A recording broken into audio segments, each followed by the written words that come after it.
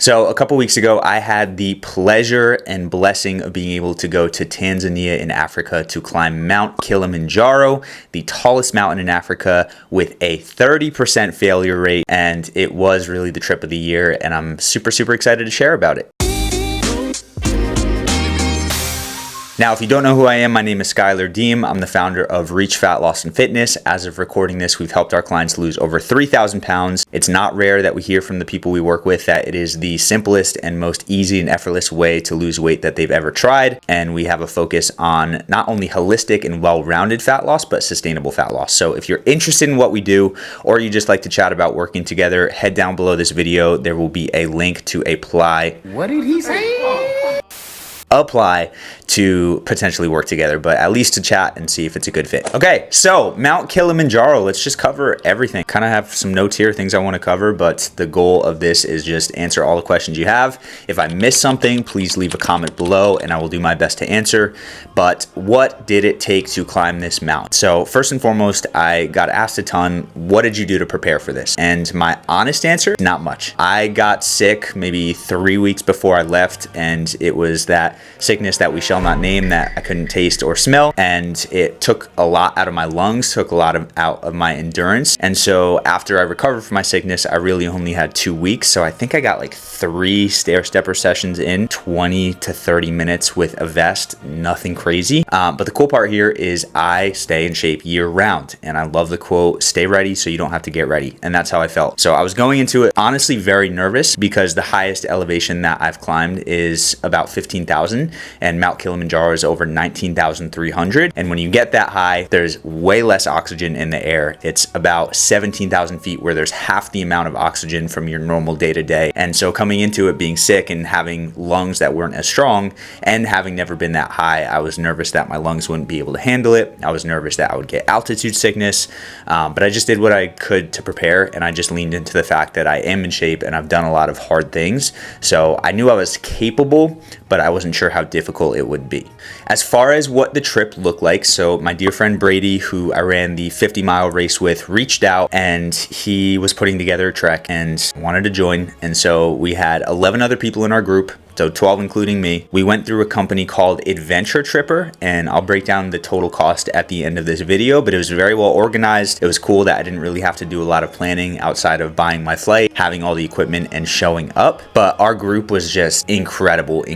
We had, I want to say, 6 people from Florida, from Miami, so extremely low sea level. Those 6 people never having done any crazy hikes, and so it wasn't like we had all these experienced hikers, but the group meshed extremely well. Spoiler alert, all 12 of us made it to the top, which is awesome.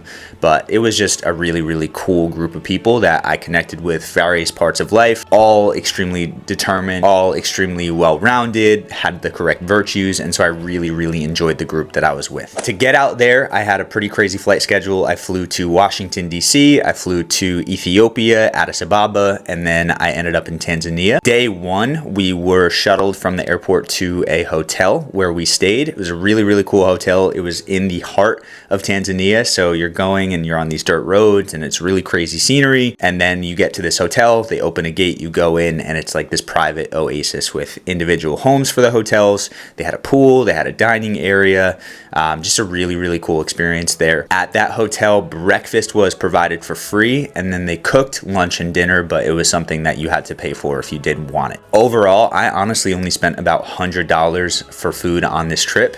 Now, shout out Brady, because he hooked us up with the airport lounges, so we got free food there. But the food during the hike was provided for. It was part of the cost. And then the breakfast outside of the hike was provided for. So I basically only ate the lunch and dinner at this hotel. That afternoon, we had a debrief with one of our guides.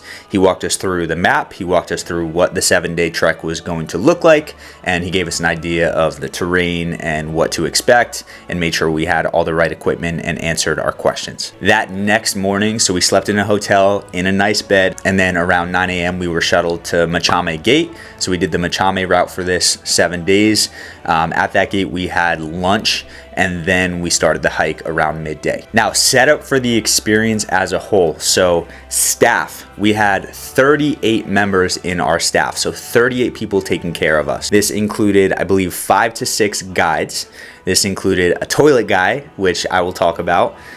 This included a chef, an assistant chef, and then the remainder of the staff were all porters. So the people carrying some of our gear, carrying the tents, the food, everything that we needed to survive and thrive for those 7 days. As far as food went, so they carried up pretty much all the food that we needed. Our food was very carbs focused. So basically for the entirety of the trip, we would have a tiny portion of protein for every meal. I'm talking tiny. Like throughout the entire day, we were probably only getting 30 to 40 grams of protein. So I lost a lot of weight and a lot of muscle during, but you're moving your body all day. Your body needs carbs. So it was very carb heavy.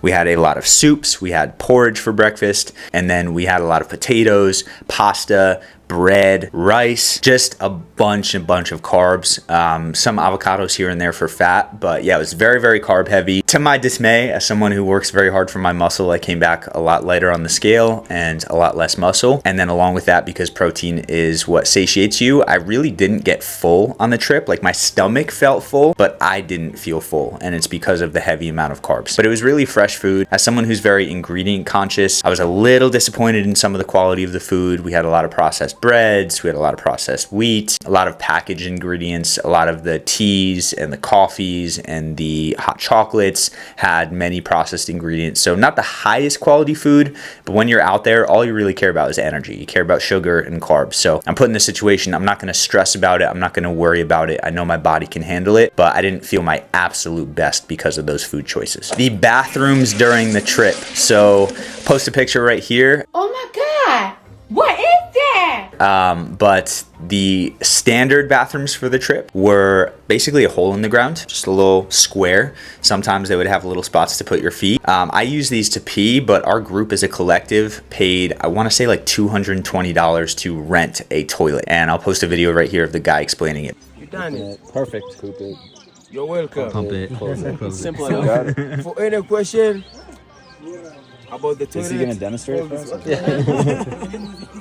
Jose. But weird toilet. He cleaned it every day. He carried it every day. He basically like pulled on a slot to open it. You left your package, you closed it, and then, or you actually, they had like a pump to flush it and then you closed it. So thankfully we did have a toilet. All the spots with the hole in the ground were not clean, did not smell good. So that was really a lifesaver. Like it would have been a very different experience if we didn't have this toilet. So it was taken care of. We had it, it was clean, it was fine, but yeah, that's what we did for the bathrooms. And then as far as footwear, clothing, what I packed, so pretty standard here. I used Ultras for my hiking shoes. They're 0 drop. They've got a wide toe box. They were the first time I was using them, so I didn't get a chance to break them in before the trip, but they broke in fine. I had 0 blisters, anything like that. I'm a major fan of Ultras for running shoes and hiking shoes. For clothing, I had a couple t-shirts. I had a few long sleeves. I had shorts. I had hiking pants. I had a thermal. I had a windbreaker, a puffer jacket, rain gear, hiking poles. I brought a couple books. I brought a bunch of snacks.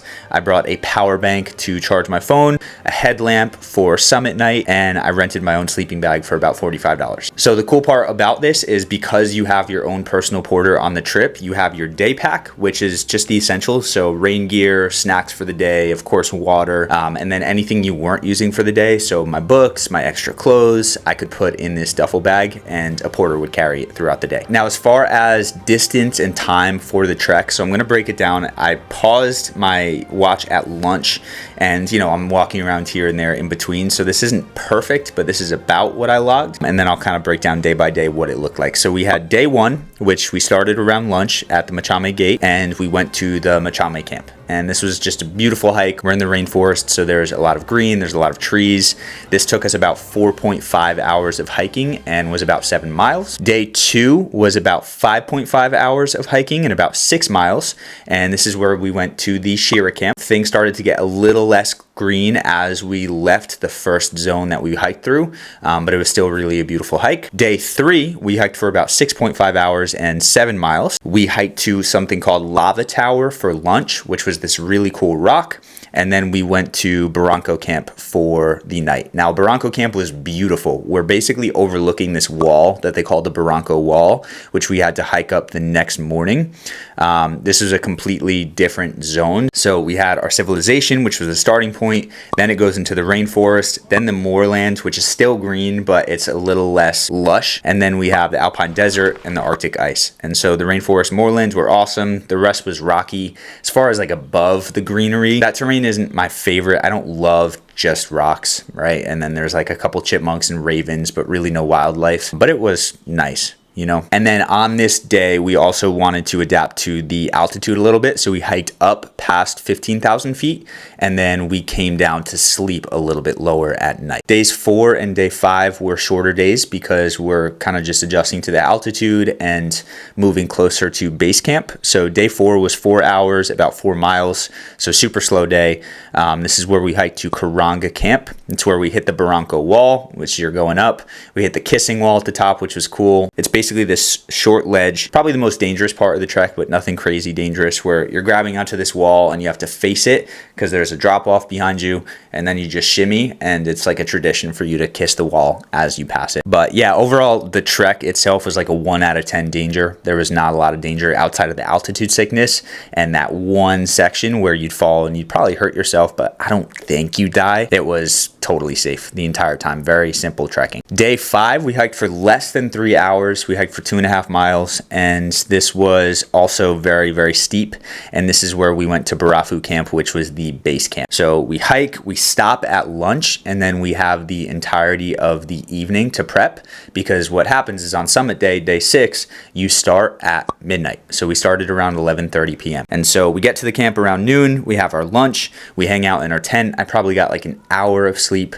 We come to dinner around 6:30. Dinner's very, very carb heavy because we're about to start the ascent. We're going from a little over 15,000 feet to over 19,300. So that's a pretty steep experience. And then I go back to bed for about an hour, and we get up at 10:30. We have some popcorn, we have some tea, because when you're getting up to that altitude, your digestion doesn't really work well, so they don't want to fill your stomach. And then came summit night. So summit night was what I will remember for the rest of my life. It was an incredible experience. It was freezing. It was freezing because when you get that high, it is extremely cold. During the middle of the night, I want to say it was close to freezing temperatures, if not freezing.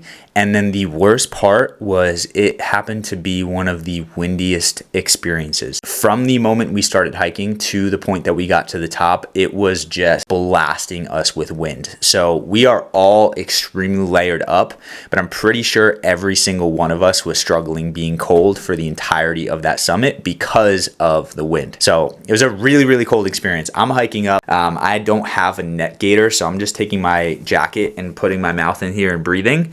The breathing is creating condensation, so when I come out for a breath of fresh air, it's freezing on my face. But that was the hardest part for me. I do not like being cold. I don't enjoy it, and going out there and having to experience that for the 7.5 hours that we hiked up was difficult. As far as the trek up, I loved it. I enjoyed it. Besides the cold, I love the incline. I love the slow and steady. You'll see in this video here, like, we are moving at an extremely slow pace. It is just one step at a time. And we have this phrase out there called poli poli, which is Swahili, and it means slow. And it's just a reminder, like, go slow so that you're not out of breath, because every step when you're up that high, you do lose your breath. You do get out of breath and you start breathing heavier. And so we line up in a group of 12, and for 7.5 hours, we just step. And it's freezing, it's windy. These guides are built different. Like, we are bundled up to the extreme, and the guides have jackets and they have hats, but they're not wearing gloves. They're not wearing layers and layers and layers, and they're just cruising, and they're chanting the whole time, and they're hyping us up. And, you know, we're starting at 11:30 at night, so we're hiking through the night on minimal sleep. And this is where a lot of our members in our group started to struggle. Like I mentioned, the mountain has a 30% fail rate, so a lot of people don't do well with the altitude. And the beauty is every single person in our group made it to the top, but many of them got sick. We had a couple people throwing up at the summit, throwing up on the way to the summit. We had many people who were just like very delusional. But the coolest part of this was as we get to the top, so we're probably 7 hours in, we're almost to the top, the most beautiful sunrise that I have seen in my life comes up. It looked like an egg yolk because you're above the clouds. You can see the video here. And it was just such a nice experience because number one, sunshine means heat. So we're all cold. We're all excited for the sun. But number two, just seeing the entire skyline, seeing the sun come up was an absolutely incredible experience. And then about 30 minutes later, we make it to the first summit. Now, the summit here is basically the first of two because you get to the top of the mountain and this mountain has a crater in it. And what you do is you hit that first summit and then you loop around and it goes slightly up to the highest point, which is the second summit. And so we get to the top and people are crying. People are like, that was the hardest thing I've ever done. And then they realize that we still have to go to the second summit. So me and another friend or another person in the group speed up with a guide and then we wait for them at the top and we all get together and it is extremely windy. Like you can't even take time to just hang out there because you're just like, take a picture, get back down. But it's just like chaos at the top. I'm like dancing with some of the porters. I'm breathing super heavy. I hit some push-ups while I was up there, but you know, there's people throwing up to the side. One of our members proposed to his girlfriend, which was awesome. I had no idea about until we got to the bottom. And it was just a really cool experience at the top. And it felt extremely fulfilling being able to see just out. You could see Kenya from the top and being able to know that like you crushed this. Once we had gotten our pictures, we basically sped down. I went with one guide and another person that was in the trek and we just like flew. So we were moving pretty quick and I asked the guide, based on this speed, how long is it going to take us to get down? And he said about 2 hours and we just sped and we did it in about 1 hour. So 7.5 hours up, probably 20 to 40 minutes up to that second peak and then only 1 hour down, which is really cool. And then when we get down, we're exhausted. We wait for the rest of the group to catch up and then we have to hike another 4.5 miles and that took us another about 3 hours of hiking. And so at this point we're exhausted, we're beat up. You know, we had done this massive incline, massive push. Many people are still a little like out of it and loopy from the summit, but it was such a cool experience. We go down, we have dinner, and then on the last day, getting back to the hotel, we hike another 5.5 miles, 2.5 hours. So we're kind of speeding down. And with all of that calculated, we hiked for about 39 hours. We had about 44-ish miles and just felt awesome. So that was my Kilimanjaro experience. If you are a new hiker and you're looking to really challenge yourself and have an incredible experience, I suggest you do this trek. As far as the 7 summits go, this is like the way to do it. This is definitely the easiest, but I definitely highly recommend it. As far as costs, for those wondering, so the trek from Adventure Tripper, which included all the staff, all the food, the trek itself, the hotel stays, that was $3,176. We tipped our porters, and so I tipped about $300. The flight out there, I got a little bit late, so it was a little bit pricier, but it was $16.99. I spent about $100 on souvenirs and $100 on food, so we are looking at a total of $5,375. And the trip itself, which I will remember forever, of course, is absolutely priceless. So that was my Kili experience. If you have any questions about Kili, post them below. If you have hiked Kili and you want to share your experience, post them below. But I highly suggest it. And I was just reminded from this trip, like, I love the fact that I am in shape. I love the fact that my body is capable of doing this. Most people will not do this in their lifetime. And I just love the fact that I got sick before. I didn't even have to train that much and I was able to knock it out. So do not neglect your health. Again, if you are looking for help with your health, your fitness, check the application link below. If you are new to the channel and you are interested in hearing about my escapades, in watching the challenges I do, and just learning about health and fitness, make sure you subscribe to the channel. But thank you so much for watching. If you have any questions, reach out. And of course, as always, make sure to eat smart, move more, sleep deep, and be grateful for this moment. I'll see you in the next video.